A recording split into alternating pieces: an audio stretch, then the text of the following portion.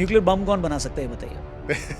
आप बना सकते हो? I can, but I won't do it. Let's say recipe बता सकते हो? रेसिपी बता सकता हूँ. It's simple. इतना वो डर का माहौल न्यूक्लियर के साथ एसोसिएटेड है कि कोई सोचता भी नहीं है कि मेरे को न्यूक्लियर साइंटिस्ट बनना है. तो क्या पहला डर क्या है? पहला डर तो everyone is afraid of radiation. As soon as nuclear comes, they're afraid of radiations. How difficult और easy it is to bomb a nuclear asset or a warheads या जहाँ पे भी न्यूक्लियर बम रखा है, सामान रखा है। Jaduguda is interesting. It is one of the India's uranium mine. अभी झारखंड में आता है वो, पहले बिहार में था वो। हाँ, राइट. एंड अभी रिसेंटली एक पॉडकास्ट में किसी ने तो उस पर बहुत सारे सवाल भी उठाए. ओके। एंड सेम सवाल हाँ 10-15 साल पहले भी उठाए गए. सेम सवाल कि वहाँ के लोग बीमार पड़ जा रहे हैं, वहाँ के लोग डिसेबल पैदा हो रहे हैं एंड ऑल क्या reality विदाउट द बेसिस. क्या वर्ल्ड में सबको या अमेरिका को पर्टिकुलरली ये पता है कि किसका किसका न्यूक्लियर एसिड्स कहाँ पर है या वो? आप अब आज की डेट में इतने मोबाइल्स एवरीथिंग चला रहे हैं, you want to have electric vehicles and all, लेकिन बैक एंड में आप उसको चार्ज करने के लिए कोयला जला रहे हैं एंड वो कोयले से आप दिल्ली में सांस नहीं ले पा रहे हैं.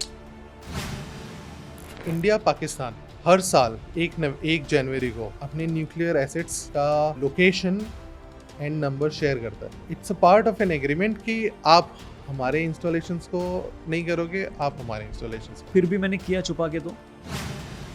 अच्छा, न्यूक्लियर बम कैसे बनता है और न्यूक्लियर साइंटिस्ट बनने के लिए क्या पढ़ाई करनी पड़ती है? अगर ये सवाल आपके दिमाग में घूम रहे हैं तो आज के हमारे इस पॉडकास्ट में यानी टीआरपी के आज के एपिसोड में आपको इन सारे सवालों के जवाब मिलने वाले हैं, क्योंकि आज हमारे साथ एक बेहतरीन Indian nuclear scientist doctor Nitendra Singh, जो इस वक्त दुनिया के सबसे बड़े और सबसे फ्यूचरिस्टिक एनर्जी प्रोजेक्ट्स में से एक एटर फ्रांस में एक अहम भूमिका निभा रहे हैं. डॉक्टर सिंह सिर्फ एक न्यूक्लियर साइंटिस्ट नहीं बल्कि एक चेंज मेकर भी हैं. ये इंडियन यूथ न्यूक्लियर सोसाइटी के फाउंडर हैं और भारत की न्यूक्लियर सेफ्टी, पब्लिक अवेयरनेस और फ्यूचर इनोवेशन पर लगातार बहुत ही सॉलिड काम कर रहे हैं. तो इस पॉडकास्ट में सीखने के लिए आपके लिए बहुत कुछ है. देखना, दोस्तों से इसे शेयर करना है. Please welcome Nitendra Singh ji. नमस्ते sir. Thank you so much for having me. So NS nuclear scientist या इंजीनियर? Both are correct. तो पहला तो ये बताइए, आप न्यूक्लियर साइंटिस्ट और न्यूक्लियर इंजीनियर, उसमें फर्क होता है? Basically, nuclear scientist has both the aspect, science and engineering. So nuclear physicist and nuclear engineer both can become a nuclear scientist. Nuclear bomb कौन बना सकता है ये बताइए आप. दोनों बना सकते हैं. आप बना सकते हो? I can, but I won't do it. Let's say recipe बता सकते हो? रेसिपी बता सकता हूँ. It's simple. यहाँ अभी तो नहीं बनेगा, यहाँ तो नहीं. रेसिपी सिंपल है, लेकिन यू नो एक शेफ में और एक होम कुक में यही डिफरेंस होता है ना. Even if you get the recipe, how good you can make, that's a different thing. तो ऐसा तो नहीं है ना, इतना इजी नहीं है कि हम अभी कुछ ब्लिंकिट से मैं मंगाऊं और सामान आएगा और हम इधर बना देंगे. You can't do that. In fact, US में एक टाइम था जहाँ पे you can order online पे यूरेनियम का किट पूरा. अच्छा. If you go back in 1980s, 1985 में you'll find this on internet. क्या करते थे वो लोग उसका फिर? See, उस टाइम पे न्यूक्लियर इतना वो नहीं था ना कि it was curious, people were curious, but इतना ऐसे डर और वो सब नहीं था. They wanted to know कि क्या है कैसे. So there was a radiation kit which was launched. Online एक वो सूटकेस जैसा सा आता था, उसमें डिटेक्टर था, छोटा सोर्स था and all. In fact, if you go a little bit behind the history, the radioactive materials like radium वगैरह जो वो watches में यूज होते थे जो रात को जलते थे. करेक्ट. एंड उसको लगाने के लिए those ladies who used to do that, वो ऐसे लिक करके ब्रश को एंड उससे डिप करके वो पॉइंट लगाते थे. अच्छा. So they were getting a lot of radiation directly because they were not knowing all of it. उस टाइम पे things evolved because of, as we know, 45 में, but उसके applications, उसके वो सारी चीज़ें हमें सिर्फ एक ही पता चला, but जो background की intricacies थी तब तक नहीं पता थी. So unknowingly people were using in a different fashion. तो जैसे हमारे यहाँ डॉक्टर का किट आता है, बच्चे वो ऐसा खेलते हैं, था. वो वैसे उधर nuclear kit. Literally, exactly, it was really fascinating. और वो मुझे थोड़े टाइम पहले अभी पता चला, not like जब मैं छोटा था तब पता था, but it was interesting. ये क्वेश्चन के पीछे एक बैकग्राउंड ये था कि इंडिया पाकिस्तान कॉन्फ्लिक्ट या फिर US Israel and Iran conflict, उसके बाद इंटरनेट पे सबसे ज़्यादा सर्च करने वाले जो क्वेश्चंस थे उसमें एक ये था कि न्यूक्लियर बॉम्ब कैसे बनाना है. सेकेंड एक क्वेश्चन सर्च हुआ था जो कि इंडिया से बहुत सारे लोगों ने किया था कि न्यूक्लियर साइंटिस्ट कैसे बनना है. तो न्यूक्लियर साइंटिस्ट बनने के लिए इंडिया में इजी है, डिफिकल्ट है, चैलेंजिंग है, क्या सीन है अभी? पहली बात तो मैं इसी बात से खुश हूँ कि एक सेकंड ट्रेंडिंग क्वेश्चन है क्योंकि first of all people are not aware and इतना वो डर का माहौल न्यूक्लियर के साथ एसोसिएटेड है कि कोई सोचता भी नहीं है कि मेरे को न्यूक्लियर साइंटिस्ट बनना है। ओके, पहला पॉइंट। तो क्या पहला डर क्या है? पहला डर तो everyone is afraid of radiation. As soon as nuclear comes they are afraid of radiations, अच्छा, unaware of the fact that we are surrounded by radiations at all. Radiations are not something created by humans. It was existing in nature, and during their existence humans grew up or evolved, let's say. लेकिन फिर भी डर है क्योंकि miss information है, knowledge नहीं है, and they are not aware of the facts how radiations are part of their lives yet. So वो डर है, इसीलिए जैसे न्यूक्लियर की बात आती है कोई नहीं जाना चाहता।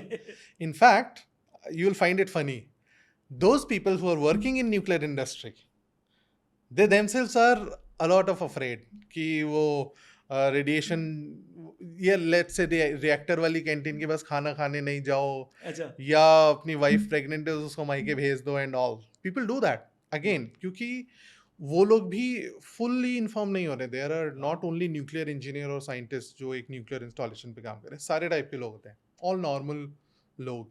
तो वो लोग भी they have sort of little fear at a back and.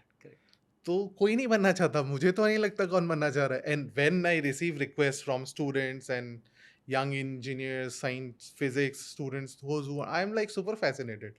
So it's super happy to see कि it's number 2 trending. लोग सर्च कर रहे हैं, सर्च कर रहे हैं। एंड इंडिया में it's tricky to tell you why, क्योंकि न्यूक्लियर इंजीनियर या न्यूक्लियर साइंटिस्ट अभी तक के केस में it is possible to become in department of atomic energy institution.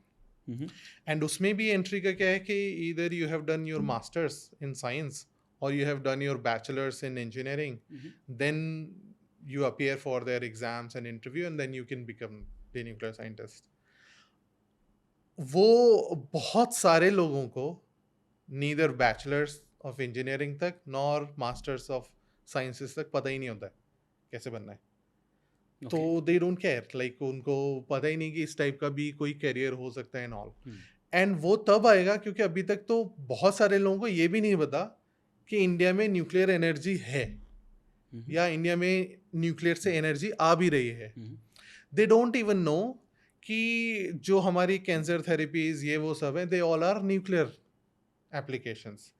जितना भी हम हाफूस हाफूस एक्सपोर्ट करते हैं, Hapus can not be, Hapus is like mango, Alphonso, it's like local term, everyone calls it hafus na. So for people, Alfonso is something we cannot export unless it's radiated. And अभी आप recently में news भी देखोगे, US ने बहुत सारे Hapus accept नहीं किए, वहाँ पे सड़ गए क्योंकि वापस लाने is more expensive. So people are unaware of the vast applications nuclear have other than energies, and all of this creates a fear, and that's why nobody is actually looking for कि मेरे को nuclear scientist बनना भी है। And science is one part, there is engineering as well. As I said, nuclear scientists have both the part, science as well as engineering. All the science forms can become nuclear scientists. All the engineering forms can become nuclear scientists. Lekin as a career, if you see those people who are becoming engineers and physicists and chemists, and are they actually joining any nuclear sector? And if you see the data, you'll be like super smiley. India is producing more than 1 million engineers per year. But how many of them are becoming nuclear engineer? क्या numbers होंगे? Maybe it's like few, tens. Not even 100. 10 लोग कौन है? पहले तो इनका पता लगाओ। इनको क्या चीज मोटिवेट किया? Frankly speaking, you can count on them. Like मैं इंडिया में काउंट कर सकता हूँ कि आप तो पहचानते होंगे मोस्टली yes कि हाँ यही लोग हैं जो ज्वाइन कर रहे हैं, देन कि ये उस बैच से हैं, ये that's how it's very much limited. And that became more of a niche kind of thing. जैसे IS में होता है कि he is from this batch. Right. That's how it has become in Department of Atomic Energy. He is from this batch. तो nuclear engineer को अच्छा पैसा मिलता है? अभी तक तो हाँ. But getting into is tough. Okay. So it's like again, it's a tough competition game. So if I may ask, कितना सैलरी मिलता होगा एक न्यूक्लियर साइंटिस्ट या इंजीनियर को इंडिया में? इंडिया में लाइक गवर्नमेंट सेक्टर में उसको 1.5-2 लाख से ऊपर मिल रहा है महीने का। 2 लाख रुपया, ठीक है। Starting I think more than, he is class 1 starting when you join, he is class 1। बाकी तो इट्स ऑल इंटरनेट फिगर। वो मेरे को आई डोंट रिमेंबर कि with this new pay scale, new commission, वो कैसे vary? I mean, it's a good salary. I mean, they are having a good life. Right. Yeah. So आपने सही बोला कि इसके बारे में अवेयरनेस कम है, इन्फॉर्मेशन, राइट इन्फॉर्मेशन कम है. Yes. मैं छोटा था तो मुझे याद है 2 जगह मैं गया था क्योंकि मेरे बड़े पापा एटॉमिक एनर्जी सेंट्रल स्कूल में प्रिंसिपल थे. Wow. तो मैं जादूगोड़ा गया था. Yeah. करेक्ट. तो जादूगोड़ा में उनका स्कूल था एक. Yes. फिर वो रावत भाटा गए. हाँ. फिर वहाँ पे स्कूल था. Yes. बट कभी ये क्यूरियोसिटी आई नहीं ये जानने के लिए कि वहाँ अंदर क्यों नहीं जा उधर रहे, क्या हो रहा है, वो क्यों हो रहा है. क्योंकि ना कभी वो बात करते थे और उनकी कॉलोनीज बड़ी अच्छी साफ सुथरी बढ़िया Yes, colony. atomic energy Jaduguda जब मैंने 90s में देखा था मुझे लगता था क्या हेवन है. You see, इतनी that's what. प्यारी जगह, इतने शांत लोग हैं. क्योंकि मैं मुंबई से वहाँ गया था तो मुंबई में जगह होती नहीं थी क्रिकेट खेलने की. हम लोग सीढ़ियों पे क्रिकेट खेलते थे, नीचे से बॉलिंग करते थे, ऊपर से बैटिंग. वहाँ बड़े बड़े मैदान हैं. बट कभी ये क्वेश्चन नहीं आया जहन में कि ये इनसे पूछें कि यार उधर आपके एटॉमिक जो एनर्जी बना उसमें है, बन रहा, structure उसमें ये क्या है? जो 36 24 36 है उसमें हो क्या रहा है. उसमें if you notice, Department of Atomic Energy, they do a lot of awareness activities, especially in all the installations के surrounding जो भी है, जो भी जिससे रावत लोग वाटर पैनिक ना प्लांट करें. है, जिससे लोग पैनिक ना करें, स्पेशली इमरजेंसी प्रिपेयर्डनेस के लिए, ठीक है. ताकि कुछ भी होता है तो दे नो कि क्या होने वाला है, क्या और बाद में साइड वो खम्मम गए थे. खम्मम. यस. खम्मम में गए थे. तो ये Yeah. 3 उनकी जर्नी थी. तो जादूगोड़ा गए थे तो मैं वहाँ भी गया था, रावत भाटा भी गया था और फिर खम्मम गया था. खम्मम Yeah. से फिर वो रिटायर हो गए. Yeah. तो इन तीनों जगहों पर क्या होता है ये अगर व्यूअर्स को समझाएं कि See, एटॉमिक जादू- एनर्जी प्लांट्स हैं यहाँ पर. हाँ, Jaduguda is interesting. It is one of the India's uranium mine. अभी झारखंड में आता है वो, पहले बिहार में था वो. हाँ, राइट. एंड अभी रिसेंटली एक पॉडकास्ट में किसी ने तो उस पर बहुत सारे सवाल भी उठाए. ओके. एंड सेम सवाल हाँ 10-15 साल पहले भी उठाए गए. सेम सवाल कि वहाँ के लोग बीमार पड़ जा रहे हैं. वहाँ और- के लोग डिसेबल पैदा हो रहे हैं and all and all and all क्या reality? Without the basis. अच्छा ओके. Without the basis. क्योंकि I'll tell you the story which I heard from one of the leading person who was the like senior high level person in Department of Atomic Energy back then. उनके पास ये news आई थी, तो वो गए खुद research करने वहाँ पे विदाउट बिकमिंग कि मैं ऑफिसर की तरह जा रहा हूँ. एंड वो गए वहाँ पे एंड लोगों से मिला, कैसे क्या है, क्या चल रहा है. एंड लोगों से पूछा तो उन्होंने कहा अरे नहीं, वो हमें लोग बताया जाता है कि ऐसे ऐसे सरकारी गाड़ी में लोग आएंगे और आपको ऐसे ऐसे बोलना है, फिर आपको पैसे मिलेंगे. And he got to know, क्योंकि वो सरकारी गाड़ी में गए नहीं थे, वो बस पकड़ के पैदल गए थे, क्योंकि he was receiving a lot of information. तो उस पॉडकास्ट में जो लेडी ने बोला उसका कोई बेसिस नहीं है. अगर बेसिस है तो bring me the medical evidence ना. अगर डिसेबल्ड पर्सन है, there are always medical reason ना. Correct. Either you are born or accidental or anything, there are medical basis. And now in 2025 we have enough data and research available to medically examine ki if this is happening due to radiation or it is happening due to any other reason. So if you are claiming what you are claiming is true, then bring the evidence. और या फिर why, क्योंकि अब nuclear का expansion शुरू हो गया है. So now you see there will be a lot of money and private company will come in. So you want to encash it.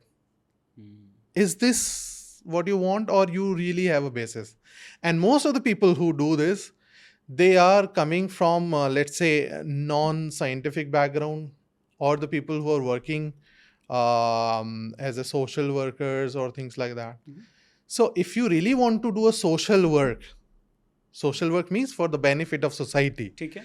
then do it correctly. Bring it what is correct for the society. But sir हमारे activism में problem ये है ना, हमारे पहले वो सब जगह activism चालू हो एक्टिविज्म जाता में है. प्रॉब्लम है. नहीं, पहले वो चालू होता है फिर बाद में फैक्ट्स आते हैं कि अरे ऐसा नहीं था. हाँ, और लेकिन तब तक न्यूक्लियर के केस में ये है कि तब तक कहानी बहुत देर हो जाती है. Right. And we should understand, specially for India, why it is important. आप अब आज की डेट में इतने मोबाइल्स एवरीथिंग चला रहे हैं, you want to have electric vehicles and all, लेकिन बैक एंड में आप उसको चार्ज करने के लिए कोयला जला रहे हैं, एंड वो कोयले से आप दिल्ली में सांस नहीं ले पा रहे हैं. You understand what is the importance? You need a high density source while making sure that your carbon emissions are low. Low. Correct. And that's when we are saying we need high energy source, क्योंकि हमारी demand इतनी ज़्यादा है. 140 करोड़ है और 140 crore growing लोग हैं. कल हम सर्टेन टेक्नोलॉजीज नहीं एक्सेप्ट कर पाते थे, आज के डेट में हमें एसी चाहिए to survive. AC is no more luxury when you are living in 52 degree Celsius. So imagine a situation which will come eventually. 140 crore लोग, उनको 140 करोड़ एसी चाहिए. आप कहाँ से पावर करोगे? फिर से कोयला जला के, एंड फिर उस कोयले को सांस लेने की जगह नहीं रहेगी, फिर क्या करोगे? So this is where we need a source of clean energy. And in terms of density, this is the best baseload power supply ever available. So ये जो सारी चीजें होती हैं, you know, these actions, उसके impact इतने ज़्यादा हैं. पिछली बार कुडनकुलम में हुआ था, the plant got delayed unnecessary. अभी जैसे we are on the verge of rising, फिर से ये शुरू हो गया. तो फिर बीच में कहाँ जाता है? Why it is happening when the time when we are starting to grow? So events like this, they delay the policies. Right. They jeopardize the policy decision making. क्योंकि ultimately फिर वो vote bank का चक्कर आ जाता है. सही बात है. Then you are not making a good social work per se. So इन 3 जगह पे जो हमने बात की, जादूगोड़ा, रावत भाटा और खम्मम, Yeah. क्योंकि There are nuclear. मेरे से जुड़ी हुई थी, इसलिए मैं 3 लोकेशन ले रहा हूँ. यहाँ पे क्या होता है? Basically, you have Rawat Bhata में, for example, you have power plants. So power plants, they are nuclear power plants. ठीक है. तो वहाँ पे आपके nuclear reactors होते हैं. Nuclear reactor में basically you put uranium fuel and you generate electricity, energy, and then convert it into electricity, which is then connected to the grid, and you receive electricity in your own institution. And these places like Rawat Bhata, they are like big power plants. वहाँ पे रावत भाटा में I think 4 हैं अभी, if I remember correctly. 2 तो थे. So वहाँ पे you produce electricity and you have the nuclear reactor all there. And वो supply you like I think 540 का ही खाना है, but they are 220 megawatt electric, which is like more than 20 lakhs house को you can supply energy from one reactor. तो उन areas के लिए कितना रिस्की है वहाँ पे वो प्लांट होना? फिर इतना दूर क्यों बनता है वो? एक सवाल ये आते हैं. दूर होने का रीजन ये है कि when you know the risk, then you want to minimize the risk. ठीक है. Okay, let me put it this way. ये कप यहाँ रखा है, अगर ये टूटता है तो इसका रिस्क क्या है? ये जस्ट टूटेगा, इससे किसी को चोट नहीं लगेगी. हाँ, ज़्यादा से ज़्यादा रिस्क क्या है कि ये गिर सकता है इसका टुकड़ा, और कोई चल के जाएगा तो उसके पैर में कुछ लग ना जाए. राइट. तो आपको ये पता है तो आप क्या करोगे कि भाई इसको दूर रखो ताकि अगर टूटे तो यहाँ तक फैले ना. Simple. So you know the risk and accordingly you want to minimise those risk. Airports होते हैं वो हमेशा दूर बनाए जाते हैं. क्यों? रनवेज जो होते हैं उसके बाहर बहुत सारी खाली जगह छोड़ी जाती है. क्यों? Mainly because of those known risk. And उसी के हिसाब से दैट्स कॉल्ड सेफ्टी इन्हांसमेंट और सेफ्टी डिप्लॉयमेंट. ठीक है. एंड उसी के हिसाब से वी नो कि अगर न्यूक्लियर रिएक्टर्स में से रेडिएशन लीकेज या ऐसा कोई एक्सीडेंट होता है, so it will spread out. So we make it a little bit farther from the population, let's say. और जो पॉपुलेशन वहाँ रहती है हमें पता है उसका रिस्क कितना है, तो वी ट्रेन देम कि अगर कुछ भी है तो like this is how you plan it. This is why you make it outside and also to make sure कि वहाँ पे पानी का सोर्स है एंड ऑल. क्योंकि कोई भी पावर प्लांट है उसको लास्टली आपको कूल करना है. अगर नोन सोर्स है पानी का चलता तो it's easy to have it. आप उसको विदाउट उसके भी चला सकते हो, कूलिंग टावर लगा के you can operate the plant. But if you have a water source it becomes easy. So this is why we put it, let's say, there. And ये सिर्फ criteria नहीं है. Technical criterias are different. Technical criteria, which is called siting. There is a dedicated process of siting a nuclear power plant in places, which includes वहाँ की seismic activity कैसी है, earthquake कितना आता है, कितनी फ्रीक्वेंसी से आता है, मैक्सिमम कितना जाता है, पिछले 100 साल में कितनी बार आया है, क्या हाईएस्ट आया है. You collect all the data and उसके बेसिस पे यू डिसाइड कि हाँ ये इज अ गुड लोकेशन और नॉट. प्लांट यहाँ बन सकता है. हाँ, this is one criteria. Seismic activity. उसके बाद you also consider the weather conditions. Variation कितना है, क्योंकि फॉर एग्जाम्पल अगर पानी वहाँ पे जम रहा है, इट्स लाइक सो कोल्ड, तो फिर वो सर्कुलेशन विल बी डिफिकल्ट ना. अगर जो रिवर है फॉर एग्जाम्पल या लेक है if it is frozen in winters, then it's difficult to circulate the last cooling power, so you avoid that. Heating है, मान लीजिए उसका टेम्परेचर वहाँ पे 50 डिग्री है, वो सब जा रहा है, लेट्स से पानी का टेम्परेचर 40 डिग्री 45 डिग्री से ऊपर जा रहा है, तो हीट ट्रांसफर कम हो जाएगा, heat transfer coefficient will be low, तो आपका प्लांट ऑपरेशन थोड़ा स्लो हो जाएगा, which is not economically good, so you don't want to do that as well. So in a way, all those factors are taken into account to come up one particular site के हाँ ये best है. उसके बाद और भी factors आते हैं, स्ट्रेटेजिक लोकेशन है, इंडस्ट्रियल कैसा है, इंफ्रास्ट्रक्चर बनाने के लिए फॉर एग्जांपल आपको ग्रिड के लिए लाइन चाहिए, वो भी ऐसा तो नहीं है कि दूर है, अप्रोचेबिलिटी कैसी है. ज़्यादातर न्यूक्लियर साइट्स इंडिया में उनके साथ उनकी टाउनशिप होती है for the people who are working there, उसके लिए स्पेस है नहीं है, so all those are taken into account further. So उसके हिसाब से इफ़ यू नोटिस ज़्यादातर प्लांट आसपास के लोकेशन में ही बनते हैं, but little farther. So like Rawat Bhata है, कोटा के पास है, नरोरा है, इट्स ये यूपी में, it's like it's within the crowded area but little farther to take into account कि कैसा उनका एक्टिविटी है and all. So, क्योंकि न्यूक्लियर इतना सेंसिटिव जोन है, तो ये भी बोल सकते हैं कि न्यूक्लियर साइंटिस्ट आपके देश का ही बनेगा, आप किसी दूसरी कंट्री में जाके नहीं बन सकते. Depends. It depends on country policy. For example, I became nuclear scientist in both the countries, in India as well as in France. अच्छा, हाँ. बट आप अगर शेयर किए तो vital information? That's depend on the project and that depends on your, let's say, credibility. So ये बोलना सही होगा कि अगर इंडिया को टेक्निकली सुपर पावर बनना है तो उसको पहले न्यूक्लियर सुपर पावर बनना पड़ेगा. In a way, इंडिया को in any case super power बनना है, किसी भी टर्म में, in not only technical, then technical advancement is one of the key. See, technological advancement and economical growth, they go hand in hand. Perfect. Okay, and both of them are driven by your energy. How independent are you on energy? And I'll give you an example. आपको अगर economy grow करनी है तो economy किसी चीज से grow करेगी ना, इट्स लाइक अ साइकिल. अगर वो चलेगी तो आप चलोगे, ठीक है. अगर वो पेडलिंग प्रोसेस मशीनरी आपकी नहीं है तो you want grow. When I say this peddling, you know, it includes, this is all your industries. जो भी इंडस्ट्री, मैन्युफैक्चरिंग है, प्रोसेसिंग है, केमिकल है, स्टील है, वॉट एवर इट इज, जब वो चलेगी तब इकोनॉमी बढ़ेगी. वो चलेगी, उसको चलाने के लिए आपको एनर्जी चाहिए. All of this is energy driven fields, right? अगर वो एनर्जी आप एक ऐसे सोर्स से ले रहे हो जो आपके लिए ही खतरनाक हो रहा है, तो आपको एक पॉइंट के बाद रोकना पड़ेगा उससे. And that's what is happening. We are relying a lot on fossil fuel.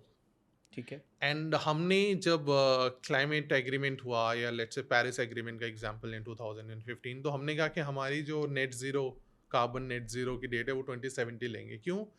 ताकि हमें उतना मार्जिन मिले, क्योंकि वी आर ग्रोइंग, हम कार्बन एमिट करेंगे ही, क्योंकि we need to drive this. So अगर हम वो कंसिडरेशन नहीं लेते तो फिर हम ग्रो ही नहीं कर पाएंगे. क्योंकि कोयला नहीं जलाएंगे तो मशीन नहीं चलेगी तो इकोनॉमी नहीं आएगी. तो अभी जो आप 4th पे आए हैं, नेक्स्ट 5th पे जाएंगे, ये सब नहीं होगा.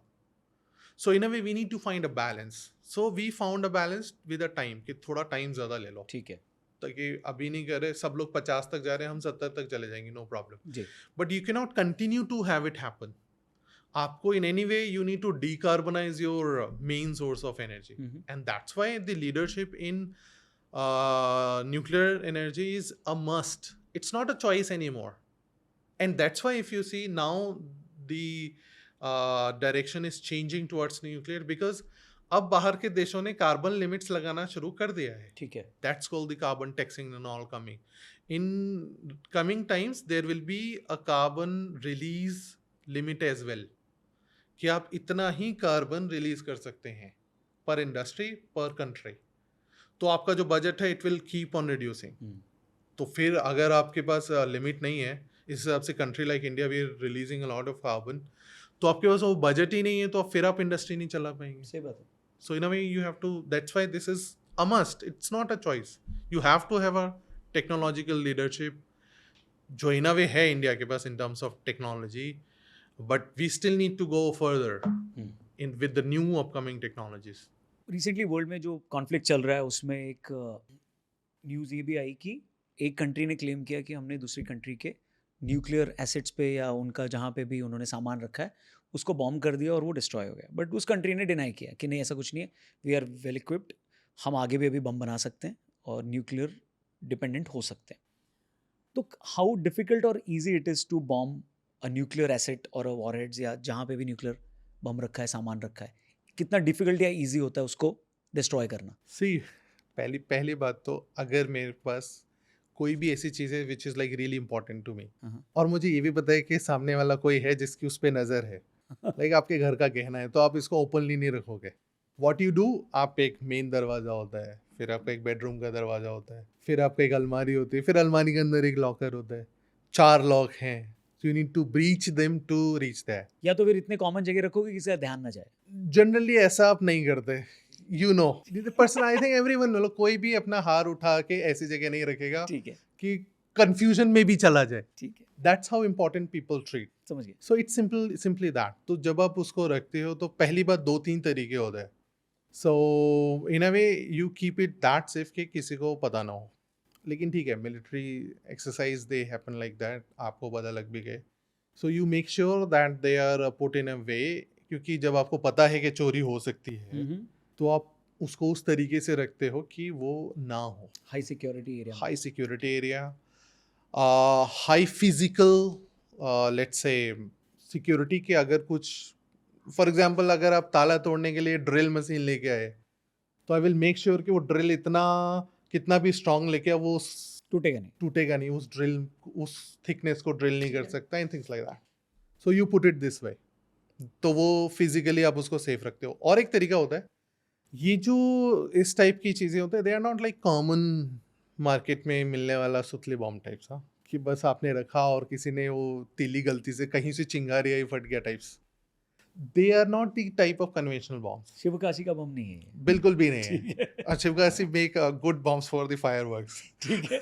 So it's not like that at all. They have a different mechanism of working. In fact, you'll be surprised to know कि these bombs they don't detonate by impact. Like बाकी bombs के गिरते हैं उससे detonate होते हैं. They don't. फटेगा पता भी नहीं चलेगा। न्यूक्लियर टकरा के कभी नहीं फटता है, न्यूक्लियर हवा में फटता है, तो उसका मैकेनिज्म ही डिफरेंट है। तो अगर कोई गिरा के उसको टकरा के कुछ करे तो डजन। और फिर तुमने न्यूक्लियर बम नहीं फोड़ा है। हाँ, फिर तुम और जो तीसरी चीज़ है वो ये कि आप उसको अलग अलग स्ट्रैटेजी से रखते हो, जैसे डिसअसेंबल करके, लाइक बहुत सारे अप्रोचेस हैं। So you disassemble it, keep it different, जब यूज़ करना हो तो आप असेंबल करके करो एंड ऑल। सो कोई भी आदमी ऐसा नहीं है कि सारे सामान मतलब हार है मैं उसका पेंडेंट अलग रख रहा हूँ, चेन अलग रख रहा हूँ, लॉक अलग रख रहा हूँ, तो फिर अगर कोई चेन लेके भी गया तो फिर मेरे पास ठीक है 2 चीज़ें हैं या टाइप्स। तो इतना इजी नहीं है कि आपने कहीं पे गया अटैक किया और ख़त्म कर दिया। और फिर when we talk of wars, it's a completely different scenario. It's not like हम every day we are into war situation, right. It's once in a lifetime thing, और उसमें कुछ होगा तो you and I can't do anything. Let's so अभी के scenario में क्योंकि सैटेलाइट से आप सब कुछ देख सकते हो या इंटरसेप्ट कर सकते हो या पता कर सकते हो, तो क्या वर्ल्ड में सबको या अमेरिका को पर्टिकुलरली ये पता है कि किसका किसका न्यूक्लियर एसिड्स कहाँ पर है, या वो ये सब बहुत डिफरेंट है। सी सबको सब कुछ पता होता है और किसी को कुछ भी पता नहीं होता है। Let me put it this way, it's all about mutual things. ठीक है। ठीक है। In fact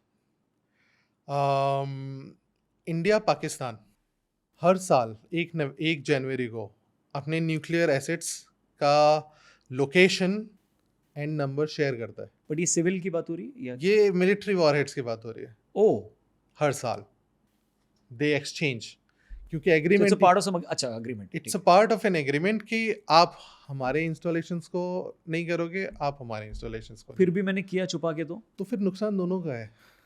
you know the impact of nuclear bombs. कि पाकिस्तान में कहीं भी फटेगा तो इंडिया में तो impact रेडिएशन आएगा। कहीं पे भी आएगा, हवा किस तरफ चलेगी you don't know, and that will carry the radiation away. So effects is both. So if we have that sort of understanding, तो इसमें कहीं भी वो इतना हाई लेवल जाने की जरूरत ही नहीं है। इट्स ऑल नोन कि इसके पास कितना क्या कैसे है। न्यूक्लियर वॉर कोई नहीं चाहता है, because the impact, the implications are wrong for everyone. That's why there is an understanding. Difference कहाँ पे है? जो डेटरेंस की हम बात करें कि भाई ऐसे आखिरी मैच छोड़वा, वो वाला पॉइंट है। तो जिसके पास एक ज़्यादा है वो ज़्यादा पावरफुल है, let me put it this way. तो it's all about the understanding, it's all about कि भाई तुम वो ना करो जो तुम कर रहे हो, अदरवाइज है।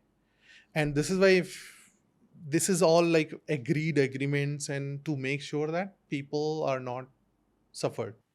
Wars are not for people, wars are for the frontiers. So you do it at your frontiers, not with the people. In comes to nuclear warheads, सबको इम्पैक्ट करेगा। will impact everyone. सो अगर ये understanding है world में सबसे बड़ी democracy और सबसे खत्म हुई कंट्री के बीच में भी, ठीक है, समझ गया, तो ईरान को लेकर के ये अंडरस्टैंडिंग क्यों नहीं बन पा रही? See, point ये है कि it comes to a very different independent policy of a nation and global.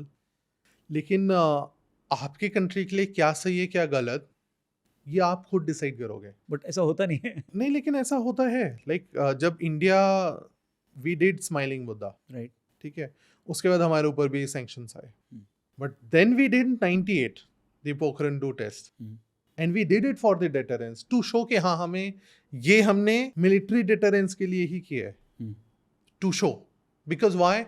Because we know what is good interest for us. We were survived by 2 great neighbors, तो हमें ये चाहिए, अदरवाइज हमारा survival दिक्कत में है। So we knew it best. And if you go to UN, the United Nations, there are 3 negotiations which are signed.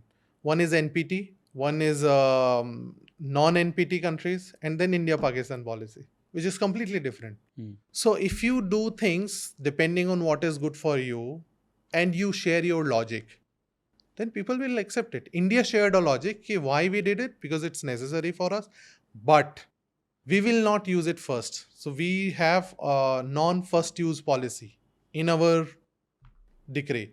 So we showed it to the world. Right, कि हम कर रहे हैं किस लिए?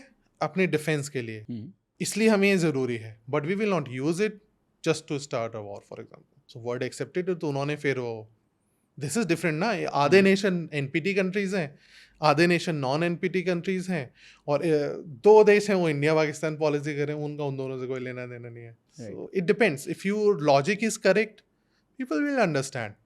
Now it depends on how your diplomatic nature, your diplomatic understanding and relationship helps. India has a very good diplomacy to deal with those things at an international level, so it's going fine.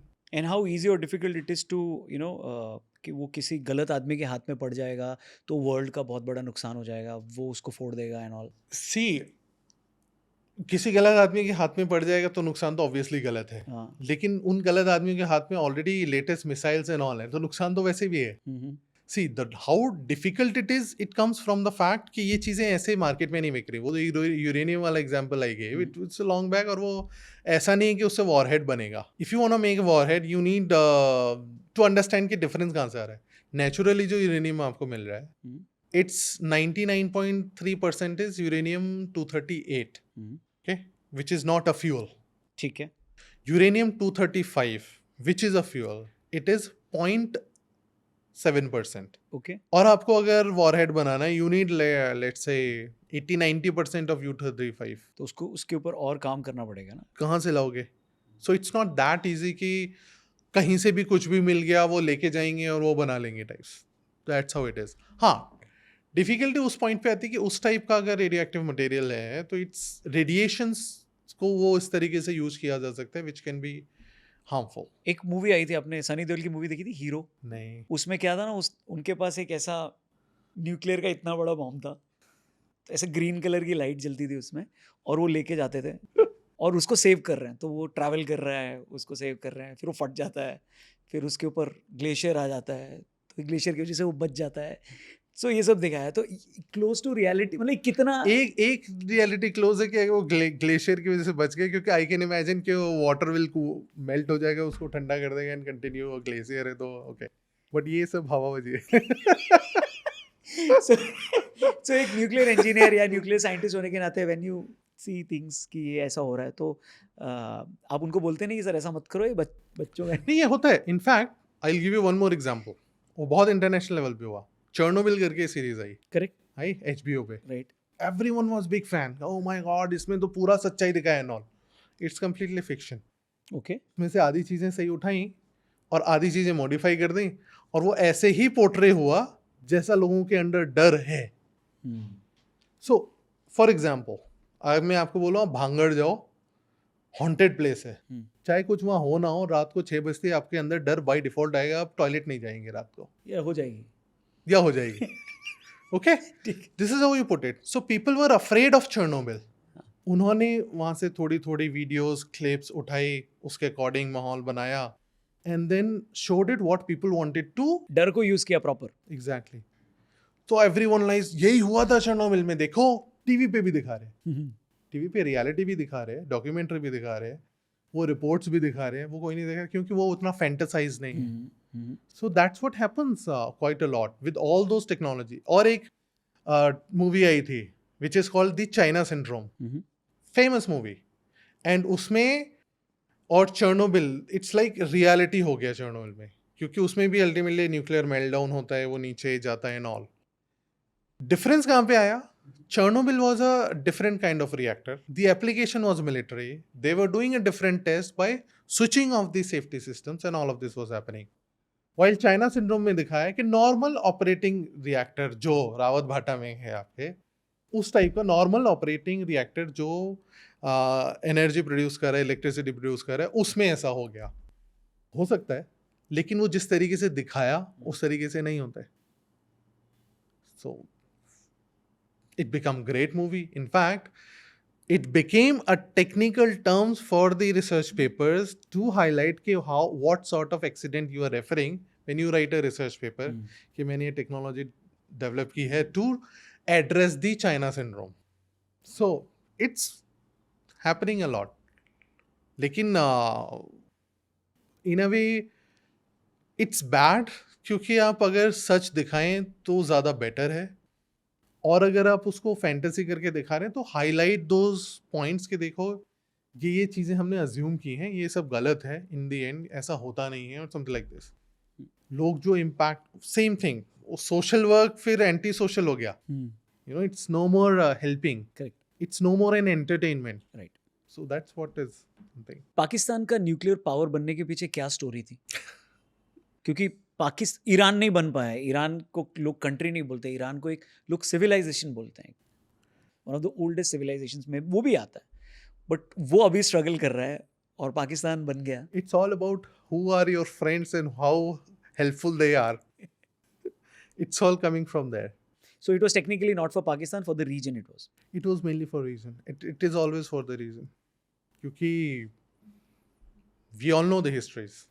So diplomacy अपनी जगह है, relationship अपनी जगह है, dominance अपनी जगह है, and in a way if you see the history, the economic dominance comes from the power dominance and vice versa. So it's all about dominance. तो स्टोरी आप कहीं और देख लो, अभी हम लोग किसी और टॉपिक पे बात करते हैं। ओके, IYNS का मेन काम क्या है? IYNS का मेन काम इवॉल्व हुआ है, I will put it this way. Okay, so basically this story started in 2010, and the story started in from France itself.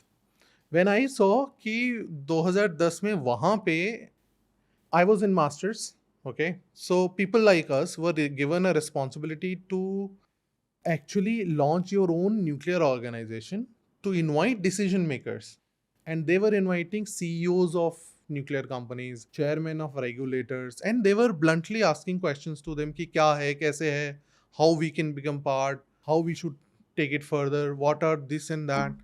And I was amazed कि हमारे यहाँ youth को रिप्रेजेंटेशन ही नहीं है प्रोग्राम में या किसी भी डिसीजन मेकिंग में। ठीक है, फॉरगेट द लीडरशिप और ownership. So I feel like ये थोड़ा अलग है। We need this. I can have ideas, I can have my own logic, I want to share this logic with you, लेकिन वो कहीं है ही नहीं। there is nothing, no platform, no forum, nothing. And this was the era, तब ऐसा नहीं कि हर कोई youth organization बना रहा था, it wasn't existing as such. So I came back to India and decided to have it, and with a huge struggle and I had my own friends who were with me and a big support from the people within the Department of Atomic Energy, Mhm. they understood the idea after a lot of persuasion and logic and why I want to do this. They gave me an opportunity and I proved it. And this is how it started in 2014 on Pi Day, which is like 3rd of 14th of March. So that's how we started. And at that point of time, the main aim was to have awareness of nuclear technologies in the country and to serve it as a platform for youth to have a voice or advocacy for the nuclear technology. Mhm. So this was the main thing. But in 2015, we signed the Declaration of Nuclear for Climate with 162 other world nuclear associations for introduction of nuclear into climate agreement at COP21 in 2015 in Paris, Okay. which is when the Paris Agreement of Climate ठीक came है. into picture. We wanted that nuclear should be legally considered as a clean energy source as a solution for climate change. So IYNS was a part, or he initiated it? We were the part. We didn't initiate it. It was initiated by the French Nuclear Association Okay. along with the European Nuclear Society. ठीक है. So these two were the main bodies who started it, and then all of So COP21 में ये आ गया ये. COP21 main came. And then in 2019, we signed a clean energy ministerial declaration for which is called a NEES declaration, nuclear innovation in clean energy in 2006 in 19 in France, which talks about having a lot of innovation in clean energy, especially in nuclear. So we became the founder signatory of that along with 42 other nuclear associations to drive the innovation drive. And both of these campaign I brought up back to India. So 2015 से हमने India में बहुत सारे events किए to tell people about nuclear, how nuclear is important for fighting the climate change and how they are going hand in hand, how we have to take it further. As well as innovation lake, we started a lot of regional universities and private industries ko we asked them to focus on innovation in energy sector. Mhm. So directly आप nuclear बोलो किसी को, they are like हमारे पास nuclear है ही नहीं, हम कैसे कराएंगे. So we decided कि आप energy में तो जाओ. Hmm. So we asked them कि आप lab set up करो. We helped them to set up lab and everything for clean energy solutions. We gave them problems कि ये live problems चल रही हैं industry में, आप इस पे focus कीजिए and all. So that the people who are studying, they get the international exposure of high quality. So वो we drive over there. So it evolved. Then education was big part we wanted to address, and we realized it's not happening. So we started in 2015 itself about energy boot camps or education boot camps, Okay. which is a 1 month program. We used to organize it in schools. आप पूरा 1 महीने उनके साथ spend करते कौन से हैं. As के बच्चे ज्वाइन कर सकते थे इसको? We started for class 6 onwards Okay. for 12th, and उसमें we used to bring all the experts from nuclear industry in their schools to speak to the student, to work with the students, to organize competitions and activities and stuff. We continue to do this. If you Google, you'll find it. ठीक है. IVNS bootcamp. So education, we took a lot of part. Then from 2021, in fact 2020 onwards, we saw there is a big change happening across the globe towards new technologies. The SMRs, the small modular reactors, are upcoming in picture, and countries are focusing there. So we realized that India also has potential. We should also figure this out. So we started looking how the current Atomic Energy Act allow you to come up and design your own reactor. This you're talking about a private player? Private player, because it was all public. ठीक है. It is still public. So we decided if there is a possibility, it will be nice that private money, private talent, and private investors and industry should join the part, and that's how you will expand it Right. in future. So we coined the term called Indian Nuclear Program 2.0, Okay. youth-led and industry-driven. Mhm. So we studied the law and everything. We discussed with all the experts and advisors we have, and we found that unless fuel is coming into picture, Mhm. you can easily design it. Okay, you can come up with a design, you can do experiments or development, whatever you want. So with this idea, we discussed with all major industries, all big names. in nuclear industry, private industry I'm talking about, that you are already having experience. आप कीजिए इसको, आप बनाइए. And they all were like ऐसे अपना हम उनका सामान बनाते हैं, उनको दे देते हैं, अपना मुनाफा कमाएं. इट्स ऑल, हमें हाँ. इस सब में नहीं जाना. अच्छा. आप वो डिजाइन करो, जो मर्जी करो, आपका काम है. हम सिर्फ बनाएंगे, आपको दे देंगे. अपना मार्जिन चल रहा है, सही चल रहा है. We don't want to get into. We discussed with many. Because they found it as a tricky territory. They found it tricky and they were like कि regulations इतना है, चिक इतना है, डेवलप करो, हमें जाना ही नहीं जाना उसमें, ही अपना धंधा सही चल रहा है. It's like that. Hmm. And we were like कि आप लोग समझ नहीं रहे हो. You have the capability, you have the resources, and it will help a country. You know, it's a nation building thing. Correct. लेकिन they're like हम ये भी nation building ही कर रहे हैं. Which is not wrong. Correct. Which is correct. But I was like कि कोई new technology development में, इनोवेशन में नहीं जाएगा तो कैसे करेगा. And then eventually back years में आई वाज गेटिंग कि इतना ही वो है तो तुम क्यों नहीं बनाते. You know, that sort of echo was coming somewhere. And I was like कि हम ही बनाते हैं. We'll see. Right. So from 22 onwards, IYNS decided that we will design India's first micronuclear reactor of 10 megawatt electric. We called it Sukshma. There is a SUKM, which is an abbreviation for a Sanskrit term of Nice. micronuclear reactor. And we decided we'll go ahead. And then why 10 megawatt electric? Why small? Because we want to set up an example कि we can do it. And this can be developed indigenously with the help of even MSME. Oh. So the idea was this कि we will, because अगर आप बाकी देश भी देखोगे ना, उसमें यही चल रहा है कि उनकी सप्लाई चेन में MSME is also a big part. लेकिन इंडियन न्यूक्लियर सप्लाई चेन में MSMEs is like minorities. तो we wanted कि जब सारी चीजें हो रही हैं तो like make a drive, Right. develop a product which will have stake from big players, from the public sector, from the government, from the supply chain as a micro, these MSME industries, and youth. Everyone can join the, let's say, movement. Right. So we chose this design which is technically correct, which has all the legal implications in place and everything, and we started discussing. We have now, so this is how IYNS evolved. And then last year we actually made a big change. We separated the two entities. One is IYNS Research Foundation, which is continuing all the activities related to education, advocacy, energy policy. We also decided to now formally do energy policy, the recommendations from the experts. We invite experts and we sit together to give it a thought. What are the challenges? What could be the solutions? We prepare this, we do debate, then we share all of it to the relevant authorities. We publish it, we discuss about it. So this is all is IYNS Research Foundation doing. And then we launched IYNS Tech Solutions, which is the company which is responsible for design and development of Sukshma. SUKM. So India's first indigenous nuclear plant.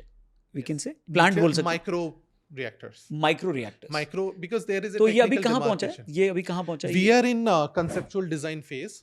We have sent the letter of intent to Department of Atomic Energy that we are doing this. This is our concept. Dr. Jitendra Singh. No, to the chairman of Atomic Energy Commission. Okay. Yeah, which is the authority which takes care of all the nuclear activities in India. So we have sent it to But them. approve तो इसको ये दोनों ही करेंगे, government भी करेगी और body भी करेगी, right? Yeah. It will be a process. So ये कब तक आ जाएगा? Like पहला 10 मेगावाट वाला जो आपका. So we are targeting 2030. If all these regulations are coming, we are targeting 2030 to be first prototype ready. This is the target, and we are quite confident with that. और इसमें sharing कितना होता है public and private? Like This model we are still not discussing yet. We want to have a government approval to taken it as a indigenous product. We want that it should be owned by the people, because the idea was not to make money. right. Like बाकी industry में क्या होता है कि आप startup तब करते हो जब उसमें बहुत पैसा है. And that's what is happening in nuclear. जैसे न्यूक्लियर ओपन हुआ, एवरीवन इज लाइक यहाँ पे बहुत पैसा आने वाला है, सरकार इतना अनाउंसमेंट कर रही है, इतने billion euros this and now everyone want to jump in. We started because we wanted to bring this movement, and we started this discussion since then. Right. We were discussing with all the authorities, the advisors, to please do something. So पैसा है इसमें? पैसा आएगा. आएगा.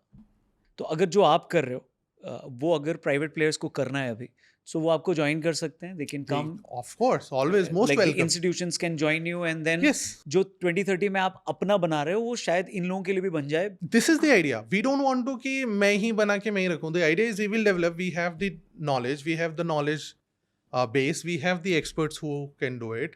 We want to develop it for the country. Now you can replicate it.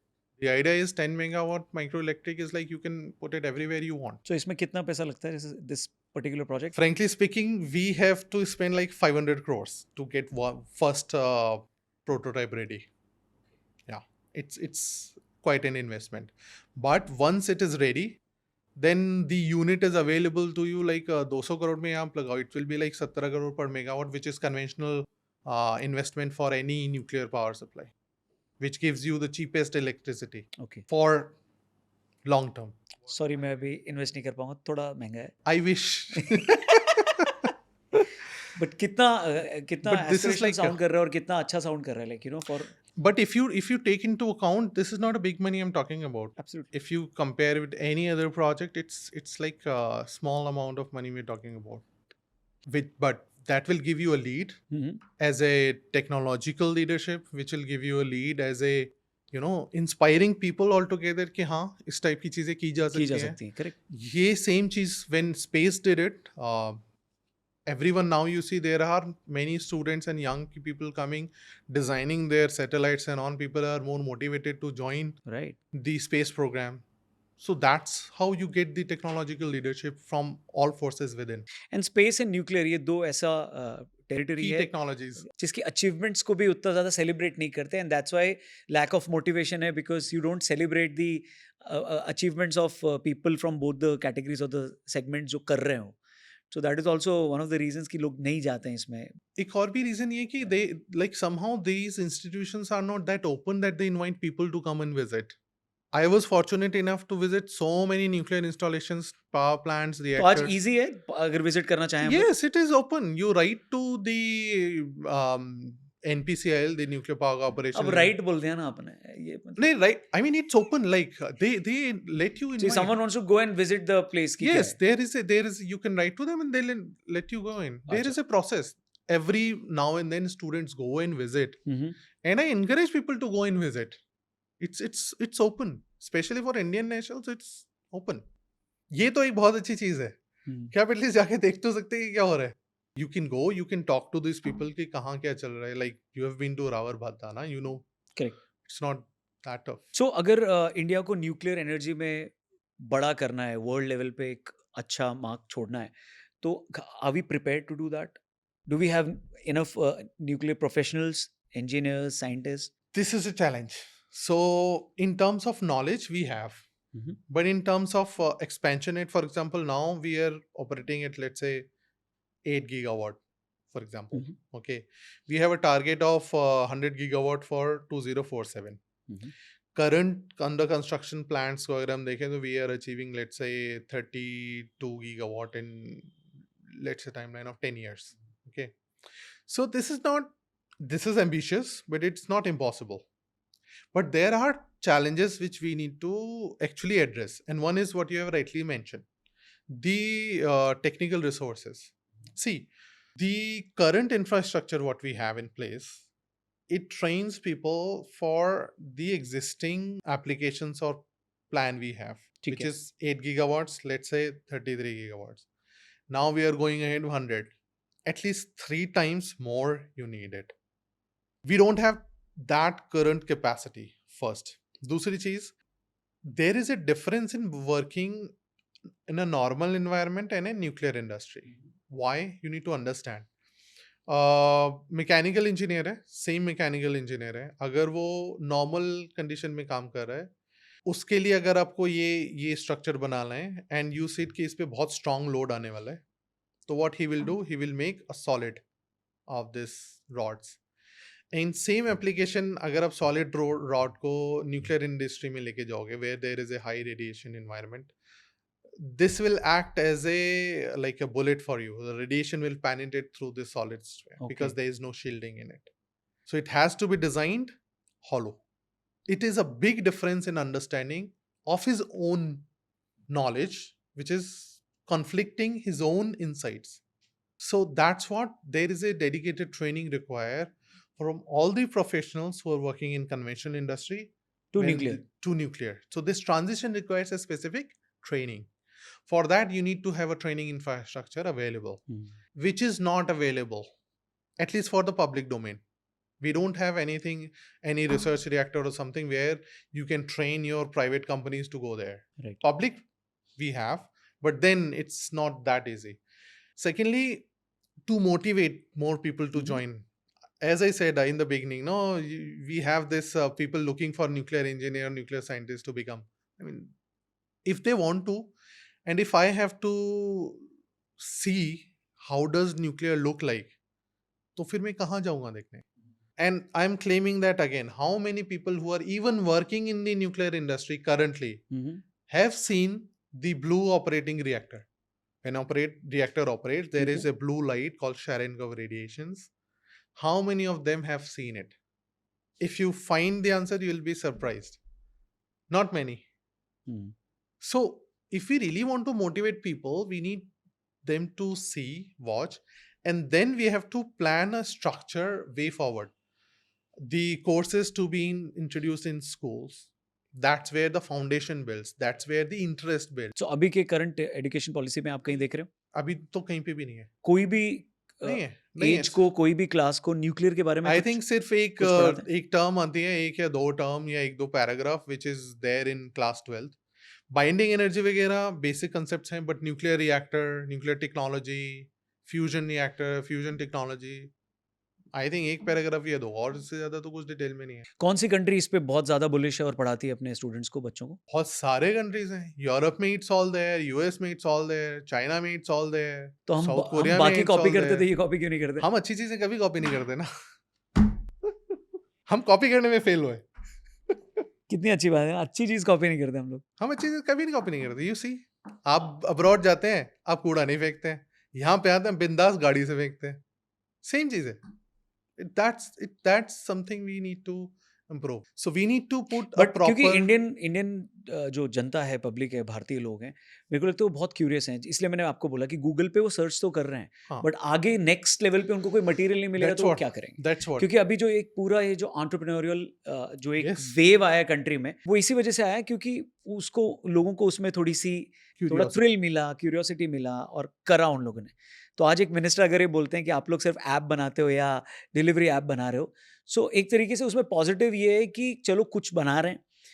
तो अगर आपने nuclear दिखाया या एरोस्पेस दिखाया तो शायद वहां भी बनाए, Yes. तो दिखाओ तो. एग्जैक्टली. Celebrate स्पेस तो में करो. बना रहे हैं ना अभी इतने सारे लोग. जैसे स्पेस उन्होंने ओपन किया, they are doing it. And I will give you more examples. I am receiving a lot of calls from young people who are studying or working in nuclear industry in abroad. Okay Okay, Indians. Okay They want to come back to India to start their own startup in nuclear. Mohan Bhargav Swadesh. हाँ. So they are asking me कि क्या है, कैसे है, and I show them the reality. Like अभी नहीं है. In fact, if you notice, IONS के अलावा कोई भी ऐसा न्यूक्लियर स्टार्टअप है ही नहीं जिसने न्यूक्लियर बोल के MCA में रजिस्टर कराया हो. किसी को रिस्क लेना ही नहीं है. सबको ये लगता है कल को गवर्नमेंट आएगी बंद कर देगी. एंड आई एम लाइक, बंद कर देगी तो बंद ही तो करेगी ना. We are not doing something against the what is known. So there are things where people want to come in, but this information is not available. How to do this? People are not very much, let's say, industry is very much not well prepared or knowledgeable enough to understand how to take care. Give you another example before we come on this training part. बहुत सारी नई nuclear जो नई industries nuclear में enter कर रही हैं, उनको अभी भी ऐसा लगता है कि ये हाइड्रोजन की तरह है या सोलर की तरह है. हम बाहर जाएंगे, वहां से सामान खरीदेंगे, हमारे यहाँ पे लगाएंगे, एंड देन ये हाइड्रोजन, ये nuclear, this and that. They forget the part nuclear is a very well regulated industry, and nuclear has a culture. Culture means like culture. वो संस्कृति and सभ्यता. It's there. Nuclear industry has its own culture of safety. It has its own culture of safeguards and security protocols, which you need to follow. ऐसा नहीं है कि अरे वो वहाँ ठीक है या no, you can't bypass. It's a highly regulated industry. No one can just like that get it. So this lack of understanding and knowledge is missing from the people. तो वो एक और भी बड़ा चैलेंज है और But that is again an opportunity for people who wants course. to encash that ki nuclear education as an industry can become a big thing, right? Exactly. So that is where the second point is coming, that you need to have a setup where you can actually train the current workforce who will become the managers and leaders after 20 years. And you have to invest in schools because they will become the workforce after 20 years. You see, like this is a transition. In fact आपको भी 2030 में चाहिए होगा तो अभी से train करना चालू करना We पड़ेगा. have already started. Okay. We have started on our end. So the part 1 of IYNS which you just mentioned. That's what it's doing. हमने 2015 से पहले एजुकेट करना शुरू किया, and you won't believe those young kids जो like 5-6 साल पहले Right. हमसे interact किए nuclear, they are now choosing nuclear courses. Right. I have recently met a guy जिसने भी 12th खत्म किया है, and he want to do his education in nuclear waste management specifically. And he asked me, नीश का नीश है ना ये. niche ka niche hai. And he asked me to mentor him and stuff. Nice. And we are mentoring him. There is another guy who is now very famous on social media as a nuclear advocate. His background is physics, but he learned so much about nuclear technology that he's writing, talking, speaking, and curating all those advocacy thing for nuclear. He want to go ahead with nuclear engineering now. These are people who got the flow of what we did in terms of awareness and advocacy. Correct. But again, we are talking about countable numbers. This has to be a movement, a very well structured program in education policy at both school, university, and higher research level.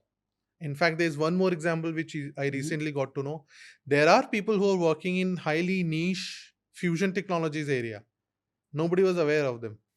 I myself got to know recently last week that we are having this, but at a higher policy level, nobody knows that who they are they doing something about it. So these are few things which are challenge, and this existing culture need to be replaced by this nuclear safety culture. Right. And when I say nuclear safety culture, it's not only about safety.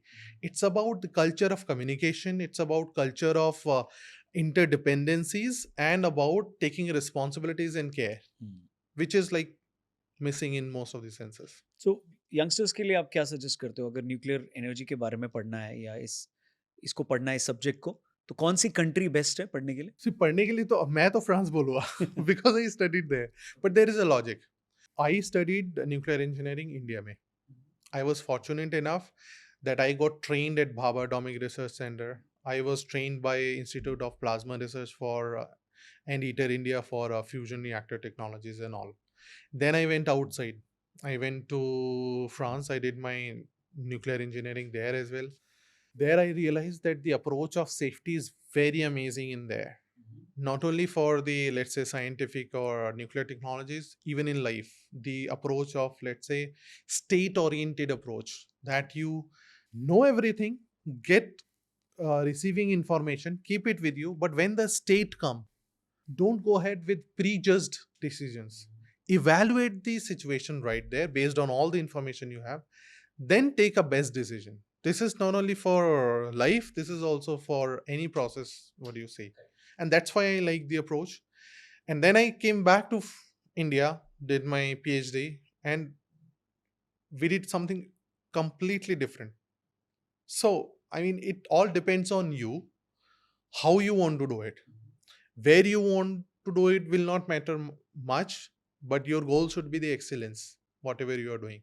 और इसमें पैसा कितना लगा आपको यहाँ पढ़ के फिर वहाँ पढ़ने में? मैंने तो सब फ्री में किया. Scholarship?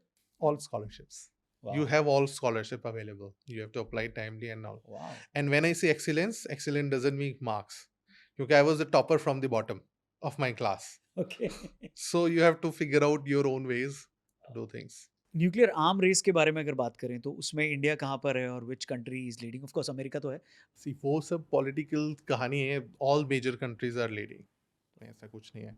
And I don't think बहुत ज़्यादा major countries will say or do कि कौन कहाँ पे कितना आगे. It all depends on how your geopolitical scenarios are. It will depend on that. तो रेस कभी रुक जाती है, कभी फिर से बढ़ जाती है, फिर कभी साइलोज में हो रही होती है. So it's all tricky that way. India का फ्यूचर क्या है अभी न्यूक्लियर की रेस में? Bright है. But there are few things which we need to understand. We have a lot of potential, but there are few things where we need to focus. We are not talking much about fusion energy. जबकि बाहर के देशों में especially the US and UK, China, Japan, all those members who are part of, let's say, ITER program, they all are leading quite ahead. So we need to focus on fusion technologies as well. India में बिल्कुल नहीं हो रहा. India में हो रहा है, ऐसा नहीं होने रहा है, but the pace is so slow. We are not able to utilize what we can. So we need to focus there. Private industry fusion में 3 है, nuclear में अभी एक भी नहीं हमारे अलावा. Okay. So let's say 1. बाकी जो कंपनियां आ रही हैं वो बड़ी कंपनियां आ रही हैं, like Adani's are coming, Reliance are coming, Godrej are coming, they all are coming as a big forum.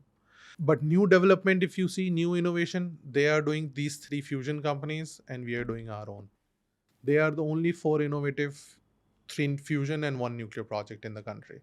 This need to expand. There should be more people who should come with innovative ideas to go ahead with. Not necessarily कि हर आदमी पूरा reactor ही बनाए, but maybe in terms of materials, maybe in terms of shielding stuff, maybe in terms of design, anything what you feel like. There are many things. Even in supply chain, there are many areas where they can contribute. So we have a bright future, but we need to focus on training and education both. We need to focus on innovation and technological development and R&D. We need to focus more on young people to come and lead the nuclear technology area. And there's one more very peculiar thing and very specific. Right. That what we are claiming that there is a startup culture, there is a funds and everything available, but that doesn't work when it comes to execution level. And that's why people are developing apps and everything, because when you go beyond, the funds are there, but the delivery mechanism are not helping much. There is a big gap. So whatever our ambitions are, whatever the announcement which are being made, the flow will be either limited to what young people would look for, or it will reach to only to the people who already have enough resources, but instead of utilizing their own resources, they will utilize this public money for their own research. So this is something, a holistic overview is required from the big watchdog. Indian leadership कैसा कर रही है इसमें? Are they are doing good. Positive? They are doing really good. In fact, this is something I feel nice about it, because they are pushing to bring the nuclear back. Even though they started International Solar Alliance, they started the Biosciences Alliance or something like this. International Bio Alliance or something like this is there. I don't remember, which is again. So, but this is something where they are lacking, but at least they are patching up. Because in 2023, when nuclear was included in the climate agreement at COP28, almost 22 countries pledged together to triple their nuclear energy. India didn't join then. But at least now they announced that they will, now they are announcing more than triple, let's say, which is good. So they are doing good. So you're saying they did not join in 2023, but now they announced that they'll triple it. Yeah. तो 2 साल में क्या हो गया? 2 साल में वो carbon taxes आ गए ना. See, एक वही होता है, एक ना बहुत पुरानी स्टेटमेंट है कि अभी करोगे आपकी मर्जी है, कल करोगे मजबूरी है. वाह, क्या बात है. So that's where we are. And this is again the same thing get applicable to fusion energy as well.